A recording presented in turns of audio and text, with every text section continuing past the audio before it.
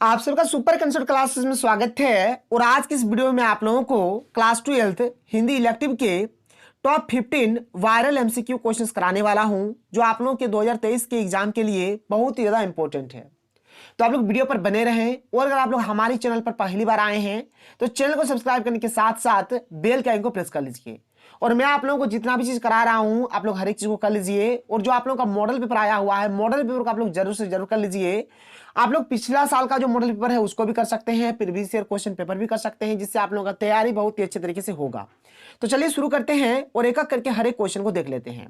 देखिए हमारे पास जो सबसे पहला जो क्वेश्चन है, क्वेश्चन नंबर 1 क्या है कि संचार शब्द की उत्पत्ति चर शब्द से हुई है। चर का अर्थ है, और यह क्वेश्चन जैक बोर्ड 2019 में पूछा गया प्रश्न है।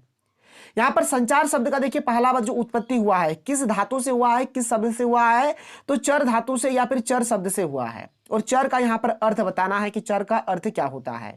4 ऑप्शन दिया गया है और इसका सही उत्तर हो जाएगा ऑप्शन नंबर 2 यानी कि चलना। चर मतलब यहां पर क्या हो जाएगा भाई, चलना हो जाएगा, यानी ऑप्शन नंबर 2 इसका बिल्कुल सही आंसर हो जाएगा। इसी प्रकार से आप लोगों को क्वेश्चंस दिया जाएगा एग्जाम में, आप लोग अच्छी तरीके से कर लीजिए।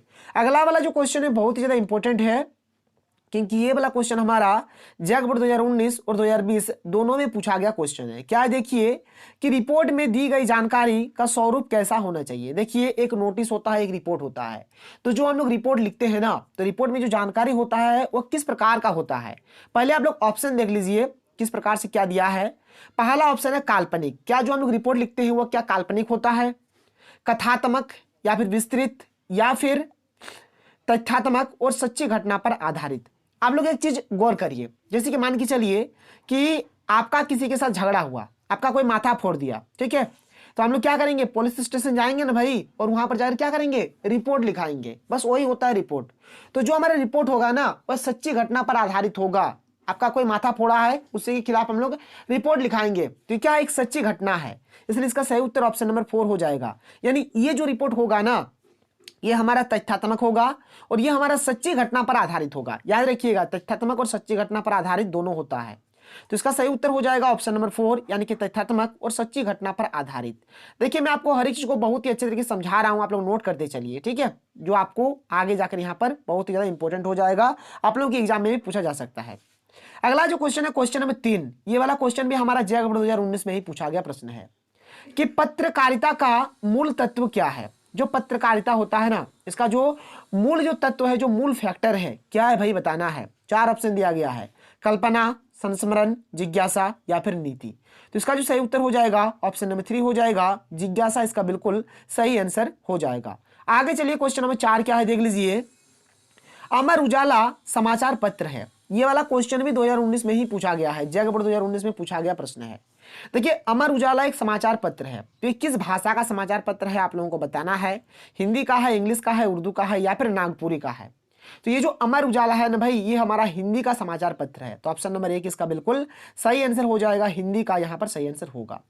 क्वेश्चन नंबर 5 क्या देखिए कि मुद्रित माध्यमों की सबसे बड़ी विशेषता है। ये क्वेश्चन भी जैक बोर्ड 2019 में पूछा गया प्रश्न है। तो मुद्रित माध्यमों की जो सबसे बड़ी विशेषता है क्या है बताना है। पहला ऑप्शन है स्थायित्व, दूसरा है गतिशीलता, तीसरा है श्रव्यता और चौथा यहां पर दिया हुआ है सांकेतिकता। तो इसका सही उत्तर हो जाएगा ऑप्शन नंबर 1 स्थायित्व, इसका बिल्कुल सही आंसर हो जाएगा, ऑप्शन नंबर 1 इसका राइट आंसर होगा। क्वेश्चन नंबर 6 हमारे पास क्या है देख लीजिए कि भारत में पहला छापाखाना कहां और कब खुला। तो भारत में जो पहला जो छापाखाना खुला था ना, गोवा में खुला था, याद रखिएगा 1556 में। तो 6 का सही उत्तर ऑप्शन नंबर 2 हो जाएगा, यहां पर गोवा 1556 इसका बिल्कुल सही आंसर हो जाएगा। क्वेश्चन नंबर 7, अब देखिए यहां से अब हमारा शुरू हो जाता है किताब का क्वेश्चन आंसर। मैं आपको आगे और कराऊंगा, टेंशन नहीं लेना है। आगे आप लोगों को चैप्टर बाय चैप्टर भी मिलेगा और इंपॉर्टेंट क्वेश्चंस भी आप लोगों को मिलेगा, सब्जेक्टिव भी मिलेगा। टाइपिंग का काम चल रहा है, जैसे टाइपिंग का काम खत्म हो जाएगा आप लोगों को एकदम A to Z, यानी एक्चुअल में बोला जाए तो बैक टू बैक आप लोगों को वीडियो मिलेगा, आप लोगों को टेंशन नहीं लेना है। तो यहाँ पर हमारे पास जो क्वेश्चन है क्वेश्चन नंबर 7 क्या देखिए कि सूरदास की झोपड़ी पार्ट में मुख्य नायक कौन है। यानी ये जो चैप्टर है सूरदास की झोपड़ी, इसमें जो मेन कैरेक्टर जो है किनका है, तो इसका सही उत्तर हो जाएगा ऑप्शन नंबर 4 यानी कि सूरदास। इस चैप्टर में सूरदास ही यहाँ पर मेन कैरेक्टर के तौर पर है, तो यहाँ पर ऑप्शन नंबर 4 इसका बिल्कुल सही आंसर हो जाएगा। क्वेश्चन नंबर 8 क्या है कि सुभागी कौन थी। तो सुभागी जो थी ना भाई, ये भैरों की धर्म पत्नी, ठीक है, भैरों की धर्म पत्नी जो है इन्हीं का नाम है सुभागी। और देखिए जब भैरव अपनी धर्मपत्नी सुभागी को जब मारता है तो सुभागी क्या करती है, सूरदास की झोपड़ी में जाकर छुप जाती है, जिससे बदनामी होता है और भैरव सूरदास की झोपड़ी को जला देते हैं। तो आप लोग अगर कहानी को पढ़ लीजिएगा तो और मजा आएगा। तो यहाँ पर भैरव की पत्नी यहाँ पर इसका सही आंसर हो जाएगा। आगे चलिए क्वेश्चन नंबर 9 देख लेते हैं। क्या है कि सूरदास की झोपड़ी पाठ के लेखक कौन है। ये जो चैप्टर है इस चैप्टर के लेखक का नाम आप लोगों को बताना है। तो सूरदास की झोपड़ी पाठ के जो लेखक है, लेखक का नाम है प्रेमचंद। क्या नाम है भाई, प्रेमचंद। 9 का सही उत्तर क्या हो जाएगा, ऑप्शन नंबर 1 इसका बिल्कुल सही आंसर हो जाएगा। क्वेश्चन नंबर 9 क्या है, देखिए कि प्रेमचंद के किस उपन्यास का अंश सूरदास की झोपड़ी है। देखिए ये वाला क्वेश्चन बहुत ज्यादा इंपॉर्टेंट है, आप लोगों को बताना है। यहाँ पर ये जो सूरदास की जो झोपड़ी, ये जो आप लोग कहानी देख पा रहे हैं, ठीक है, ये कहानी प्रेमचंद के किस उपन्यास से लिया गया है। यहाँ पर देख लीजिए ऑप्शन हमें दिया गया है, एक गोदान है, सेवा सदन है, रंग भूमि है, कर्म भूमि है। इसका सही उत्तर हो जाएगा ऑप्शन नंबर 3, यानी कि रंग भूमि इसका बिल्कुल सही आंसर हो जाएगा। ऑप्शन नंबर 3 इसका राइट आंसर होगा, नोट कर लीजिए। आगे बढ़ते हैं, क्वेश्चन नंबर 10 देख लीजिए क्या है। आरोहण किसके द्वारा, ठीक है, आरोहण किसके द्वारा रचित है, यानी आरोहण के लेखक कौन है। आरोहण जो चैप्टर है हमारा, उस चैप्टर के रचयिता कौन है, मतलब लेखक का नाम आप लोगों को बताना है। देख लीजिए यहाँ पर ऑप्शन दिया गया है, प्रेमचंद, संजीव, निर्मल वर्मा, महादेवी वर्मा। तो इसका हमारा सही आंसर हो जाएगा ऑप्शन नंबर 2, यानी कि संजीव। ठीक है, संजीव इसका बिल्कुल सही आंसर हो जाएगा। क्वेश्चन नंबर 11 देखिए क्या है कि बस ने रूप सिंह और शेखर कपूर को किस स्टॉप पर उतारा था, यानी किस बस स्टॉप पर उतारा था, आप लोगों को बताना है।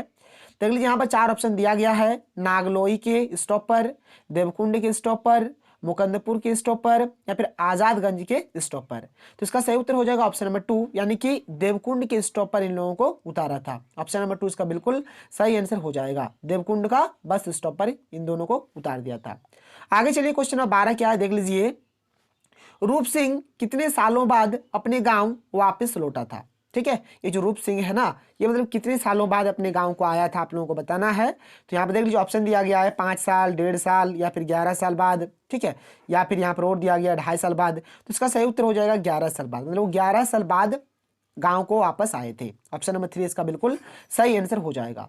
क्वेश्चन नंबर 13 क्या है कि रूप सिंह के गांव का क्या नाम था। रूप सिंह का जो गांव था उस गांव का नाम आप लोगों को बताना है। क्या है, बरवाला, जलोली, विजयपुर, या फिर माही। इसका सही उत्तर हो जाएगा ऑप्शन नंबर 4 माही। महेंद्र सिंह धोनी याद रखिएगा, आप लोगों का काम बन जाएगा। ऑप्शन नंबर 4 माही इसका बिल्कुल सही आंसर हो जाएगा। क्वेश्चन नंबर 14 क्या है, देख लीजिए यहाँ पर कि भीष्म साहनी के भाई का नाम था। ये जो भीष्म साहनी वाला जो चैप्टर, मतलब एक्चुअल में ये जो लेखक है इसके चैप्टर का नाम है जो गांधी, नेहरू और यासर अराफत जो चैप्टर है, बहुत ही मजेदार चैप्टर है, पढ़िएगा तो हर एक चीज समझ में आएगा। तो उस चैप्टर में भीष्म साहनी है, ठीक है, वो गांधी जी से मिलना चाहते हैं और उनका जो भाई बलराज होता है, ठीक है, उनके भाई का नाम बलराज होता है, ठीक है, वही उन्हें महात्मा गांधी से मिलाते हैं और फिर बातचीत करता है और जो एक्सपीरियंस रहता है उसी को उसमें लिखते हैं। तो उसमें पंडित जवाहरलाल नेहरू, यासर अराफत और महात्मा गांधी के बारे में कंप्लीट दिया गया है कि उनका व्यक्तित्व कैसा था, उनका स्वभाव कैसा था, ये सब चीज उसमें दिया गया है। तो भीष्म साहनी के भाई का जो नाम है भाई, यहाँ पे क्या हो जाएगा उनका नाम, तो बलराज हो जाएगा, यानी ऑप्शन नंबर 2 बिल्कुल सही उत्तर हमारा हो जाएगा। आगे बढ़ते हैं क्वेश्चन नंबर 15 जो कि हमारा लास्ट क्वेश्चन है, देख लीजिए क्या है। भीष्म साहनी का जन्म कहाँ हुआ था। देखिए ये जो चैप्टर है ना, मतलब भीष्म साहनी क्या करते हैं, उनको जो पता चल जाता है कि महात्मा गांधी फलना जगह पे है, ठीक है, तो क्या करता है वो अपने भाई बलराज के साथ जाता है और महात्मा गांधी से मिलता है। और जब महात्मा गांधी से मिलता है तो बातचीत होता है उन दोनों के बीच। फिर जब देखता है कि नहीं महात्मा गांधी जिस प्रकार से चित्र में दिखाई देते हैं उसी प्रकार से वास्तविक जीवन में भी दिखाई देते हैं, तब वही उसी टाइम मतलब भीष्म साहनी पूछते हैं कि क्या आप कभी रावलपिंड आए हैं कि नहीं आए हैं। तो महात्मा गांधी बोलते हैं हाँ भाई हमने तो रावलपिंड आया है। तो महात्मा गांधी का जो मेमोरी था वो फिर से रिकॉल हो गया, उनको हर एक चीज याद आ गया कि भाई वहां पर हमने गया था, ये चीज करा था, ठीक है। तो यहाँ पर क्वेश्चन में बोला कि भीष्म साहनी का जो जन्म है कहाँ हुआ था, ये बताना है। तो इसका सही उत्तर हमारा हो जाएगा रावलपिंडी, इसका सही आंसर हो जाएगा रावलपिंडी, इसका सही आंसर हो जाएगा। और इसी जगह का जिक्र किया गया है, तो इसका ऑप्शन नंबर 3 बिल्कुल सही आंसर हो जाएगा।